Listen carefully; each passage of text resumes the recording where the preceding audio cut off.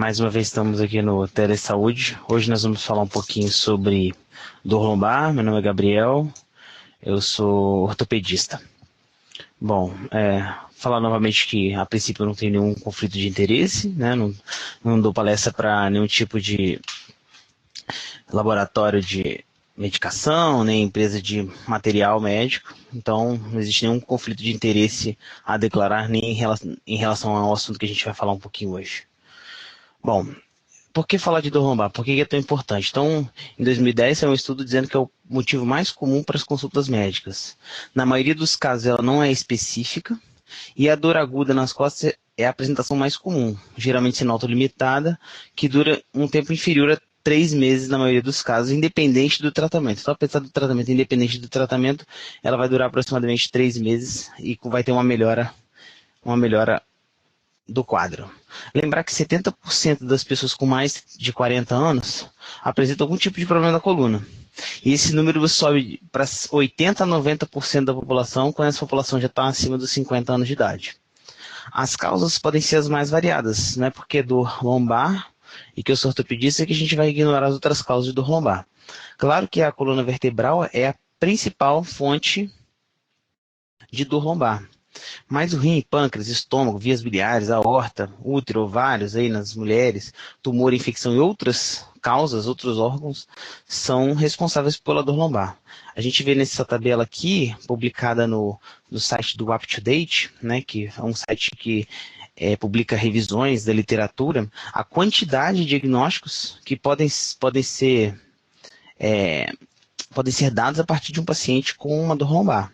Obviamente que a dor lombar mecânica baixa, né, a dor lombar ortopédica, que a gente vai dar mais ênfase hoje, é a principal causa. Mas todas essas causas, todas essas doenças aqui citadas nessa tabela, elas são causas de dor lombar.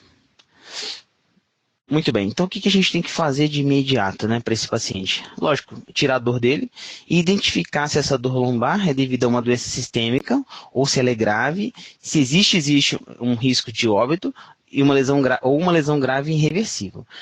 Não sendo isso, a princípio, de início, uma dor lombar aguda, ela tem que ser feita a analgesia. Antes de a gente falar como que a gente vai fazer essa analgesia, né, o que a gente tem que falar, a gente tem que lembrar de algumas coisas importantes.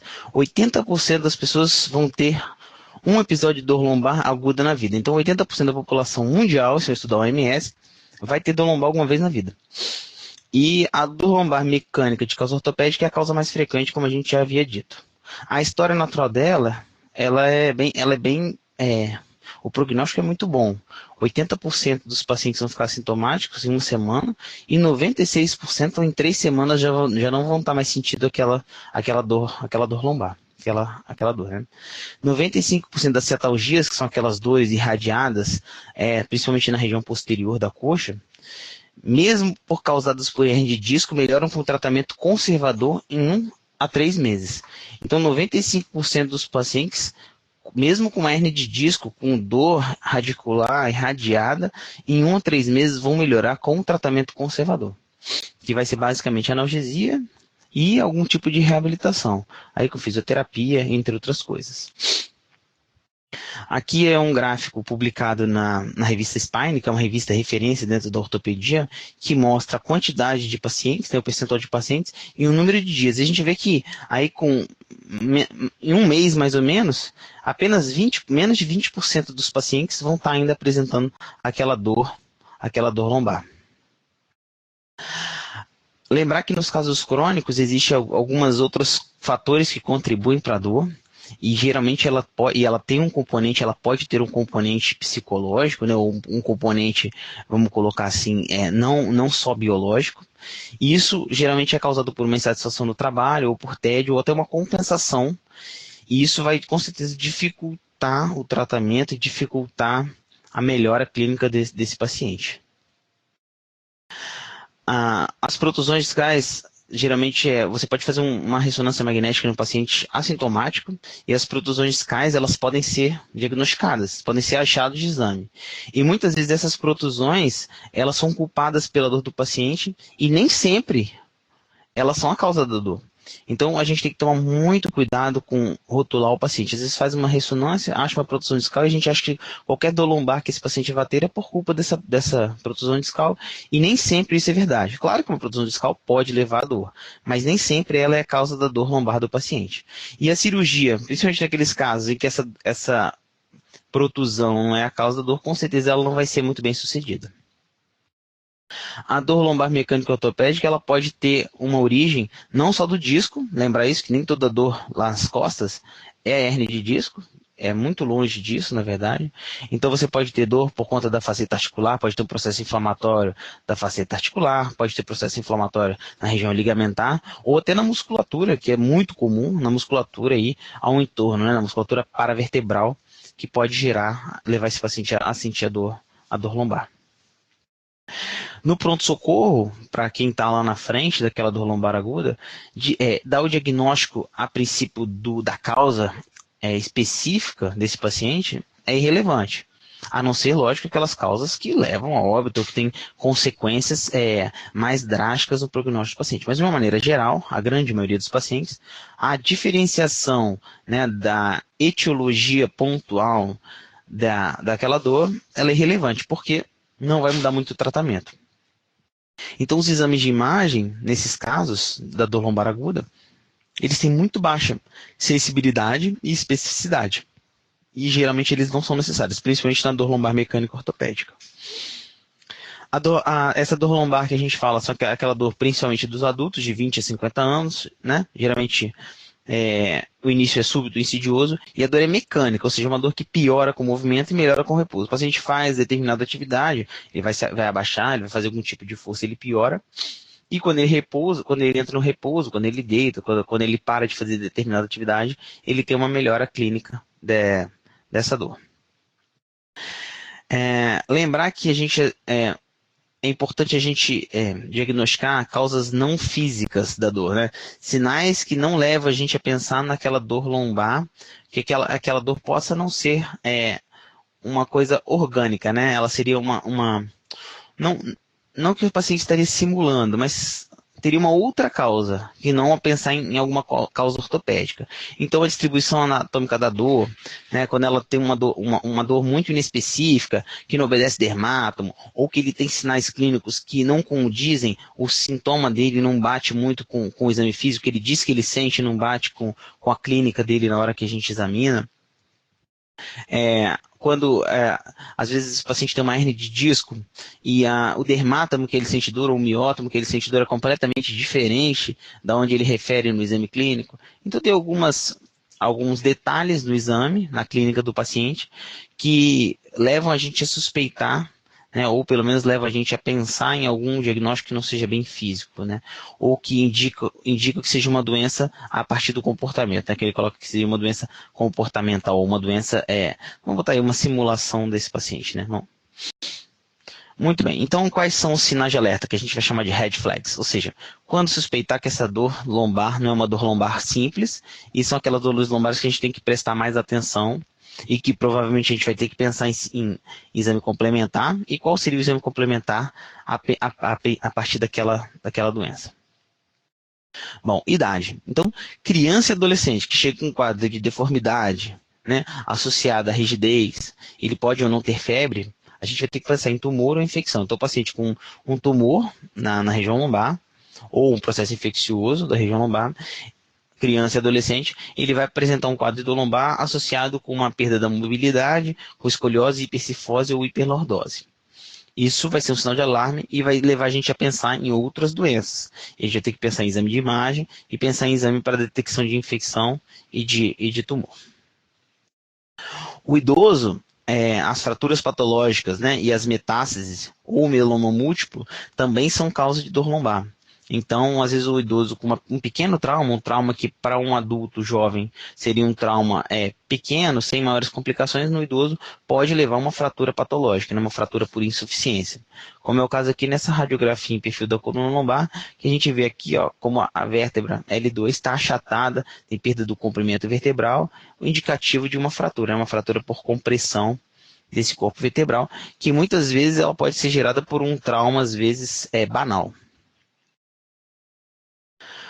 Antecedente de trauma, e aí em qualquer idade, né, o paciente teve uma queda de altura, ou às vezes um acidente com automóvel, motocicleta, e no idoso, acidentes mais banais, como eu já havia dito, vão necessitar de exame de imagem. E o raio-x seria o primeiro exame, a gente pede geralmente o AP, o perfil, a gente pode pedir incidências oblíquas, e a tomografia também vai ajudar naqueles pacientes com uma suspeita de fratura, ou naqueles que a imagem não foi o suficiente para dar o diagnóstico, e lembrar sempre de incluir a transição tóraco-lombar, que ela vai de D11, né, o T11, até L2, que é a parte mais rígida da coluna, e onde acontecem muitas fraturas, e que geralmente na hora de fazer o exame radiológico, às vezes elas podem ser negligenciadas. Você pede o raio-x da coluna lombar, ele inclui lá a coluna lombar e deixa lá D12 de fora, às vezes até L1 de fora, e são pontos, na verdade, são pontos importantes de fratura, locais de fratura.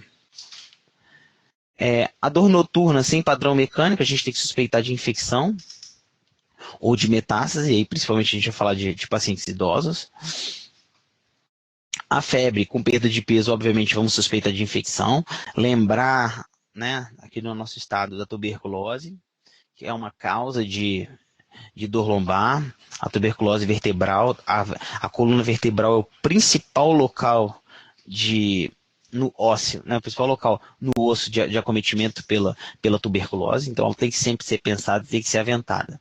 Naqueles pacientes com perda de peso, febre de longo período, emagrecimento e outras características que façam a gente a pensar em tuberculose. Antecedentes de câncer, lembrar que o câncer de mama e o câncer de próstata, principalmente, eles podem dar metástase na região da coluna, isso pode levar a dor, pode levar a fratura também por insuficiência. Você vê esse paciente aqui com uma história de câncer prévia, e você vê aí o acometimento, né, pela neoplasia do corpo vertebral, e a ressonância seria o exame a ser pedido nesse caso. Lembrar também que o diabético, ele tem uma maior tendência, maior incidência de infecção, então a gente tem que pensar na espondilodicite, que seria a infecção aí da coluna e do disco vertebral. E a neuropatia diabética, ela pode mimetizar uma ciatalgia, né? Então você, às vezes, um paciente tem uma neuropatia, ele tem uma dor que parece uma ciática, e na verdade é uma neuropatia, e a gente vai ter que se preocupar em fazer esse diagnóstico diferencial. A ausência do pulso periférico, né, quando o paciente tem uma diminuição do pulso, a gente tem que pensar em aneurisma dissecante de aorta ou algumas outras doenças mais graves. Bom, então aqui isso é uma tabela lá do artigo publicado na revista de ortopedia norte-americana. E aí lembrar também da síndrome da cauda equina, que é um outro diagnóstico muito importante, que é uma dor lombar associada com retenção urinária, incontinência e déficit neurológico. Essa sim é uma urgência cirúrgica, tá? Então o paciente com uma síndrome da cauda equina, ele tem que ser operado o quanto antes. Obviamente, né, que você tem que ter todo o recurso disponível para operar esse paciente, mas é um paciente que geralmente ele não pode esperar. É um paciente que você não pode liberar ele com aquela dor para voltar no outro dia. Ele tem que ser internado, ele tem que ser operado por uma equipe, obviamente, habilitada, com equipamento suficiente para conseguir fazer o tratamento dessa síndrome. Então, a princípio, síndrome da cauda equina, dor lombar, com retenção urinária, incontinência e déficit neurológico. Muito bem. E como é que vai tratar, Gabriel? Bom, o tratamento basicamente a gente vai ter várias vertentes. A educação do paciente é importante, a gente vai discutir um pouquinho dessas causas, a parte não intervencionista, né, no caso que não seja a medicação. As medicações, a gente tem várias classes de medicamentos que podem ser usados, exercícios, manipulação, pode ser feito ainda bloqueios, órteses, acupuntura, estimulação transelétrica. Então nós temos várias opções de tratamento para esse paciente. Muito bem, começando pela analgesia, que seria a primeira coisa a ser feita. A analgesia ela pode ser multimodal, né? Podem ser utilizados vários tipos de analgésico. Então, desde o analgésico simples, como a dipirona ou paracetamol, os anti-inflamatórios, e aí lembrar dos anti-inflamatórios sempre, os idosos, pacientes com doença renal e os diabéticos, que a gente tem que tomar maior cuidado com os anti-inflamatórios, os miorrelaxantes, como por exemplo o clarisoprostol, a ciclobenzaprina, os opioides para aquelas dores de intensidade maior, como o tramadol e a codeína, e o corticóide nas ciatalgias agudas. lembrar também do corticoide e de todos os efeitos colaterais dessa droga. Uma droga potente, importante, com efeito importante, mas que ela tem as suas contraindicações também. Aqui tem uma tabela desse artigo de revisão publicado nessa revista de coluna asiática de 2017, e ele coloca aqui o nível de evidência para cada tipo de medicação utilizada, tanto na dor lombar aguda quanto na crônica. Vou destacar aqui os anti-inflamatórios e o acetaminofeno como evidência A, tanto para crônica quanto para aguda. Os opioides B na aguda e A na crônica. E o carisoprodol, que seria um relaxante muscular, como B na aguda, e já na fase crônica teria uma evidência, o I seria de indefinido. Então, a princípio, não teria muita evidência ainda da utilização do carisoprodol, que é um miorrelaxante na fase crônica. Ele até coloca uma outra classe como miorrelaxante, tá vendo? Miorrelaxantes, ele coloca como evidência B. Aqui eu acredito que sejam outros miorrelaxantes, como por exemplo o baclofeno, né? Que o baclofeno é uma droga mais utilizada em pacientes com espasmo muscular, paciente com espasmo muscular crônico. É uma droga mais utilizada pela neurologia, mas também pode ser usada aqui nesses casos. Essa é um gráfico interessante, que ele é um gráfico de analgesia proposto pela Organização Mundial de Saúde. Então ele coloca ele coloca em degraus, ele coloca dor leve, moderada e intensa, e a dor refratária à farmacoterapia. A dor leve se trataria com analgésico anti-inflamatório, a dor moderada, opioides fracos e analgésicos, que é o opioide fraco entra aqui o tramadol e a codeína, e o degrau 3 seria os opioides fortes e os analgésicos.